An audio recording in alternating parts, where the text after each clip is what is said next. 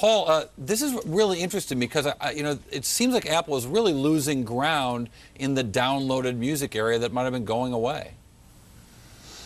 Yeah, I mean, there's some great data on this showing that, in terms of time spent listening to music, that iTunes had begun, just in the last few quarters, had begun to fall behind as sort of a medium for listening to music, fall behind streaming music. That in more and more, the main way, especially, for people under the age of 35, listen to music is through streaming music services, whether it's RDO, Spotify, Pandora, whatever. But the point is that iTunes was increasingly seeming almost kind of vestigial, like the way people used to listen to music as opposed to the way people listen to it now.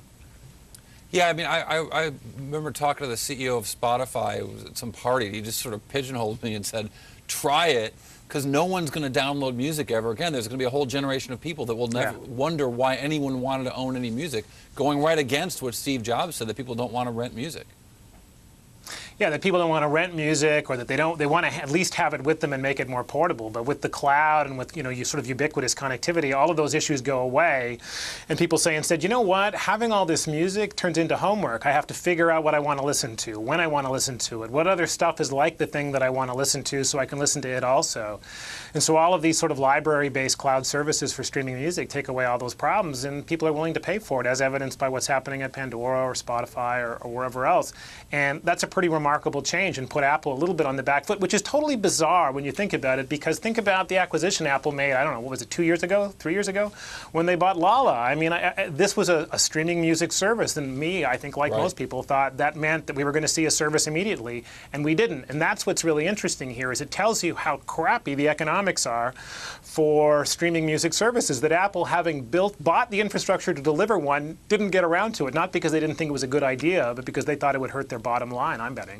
Or didn't get around to it until now. Well, I wonder also how the content providers, in this case, content providers being music companies, want to deal with Apple in this. If the margins are just as bad as you just suggested, Apple's going to go in there surely demanding really great deals from the music companies, but they've already sort of had their lunch eaten by Apple in the music industry maybe a decade ago with the iPod and the iTunes Music Store.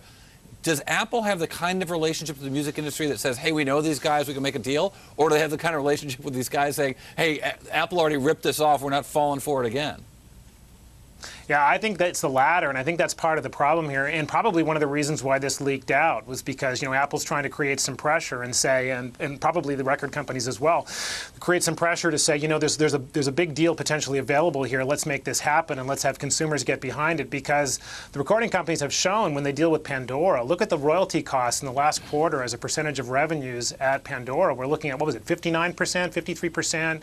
It's been as high as 60+%. I mean, they essentially treat them as this piñata they can whack as they use them for distribution to get the music out there, with no concern whatsoever with respect to the eventual solvency of Pandora. And now with Apple, they've got a totally different problem. They can't beat them like the same way that they beat on Pandora. And so you can bet that this is going to be a really nasty and piggish struggle, because they will not accept the same kind of deal. Apple won't accept the deal, and neither will the music companies. And so this is going to be a long and protracted process. Although Pandora is the high water mark there in terms of cost. I mean, Pandora's own public filings say that they're probably paying higher royalties than anyone else in the business. They've complained about how the companies that have relationships with radio stations also have much lower rates that they pay to get the music. Yeah, and I mean, but that's unique to, this is this kind of perception among recording companies that we're not going to let happen to us what's happened to us before in prior generations of technology. We're going to make sure this time we make it up every time that there's a track played on over the internet or over mobile, that we get what we think we should get. And the trouble is that creates this incredibly Pyrrhic victory, rather than thinking about it like radio, which made the recording industry. They're thinking about it in this sort of self-destructive, let's not create a Napster kind of way, which probably hurts both the recording companies and the streaming music services at the same time, and which is kind of a bizarre and, as I said, almost a Pyrrhic victory for the recording companies. I also wonder if the content companies on the cable side and in Hollywood are having the same reaction to Apple TV, which it seems I'm reading between the lines, but when I see the way the leaks have come out about this thing and now them backing away from the timing, it suggests that the hardware is ready, the partnerships are not. Yeah, I think this is exactly the same phenomenon and the same concerns, right? They watched what happened. They feel like Apple got a deal that they wouldn't want to have on video content, and they got that deal on audio content. And boy, oh boy, say the content companies, we won't let that happen to us. Ha ha ha, we're too smart.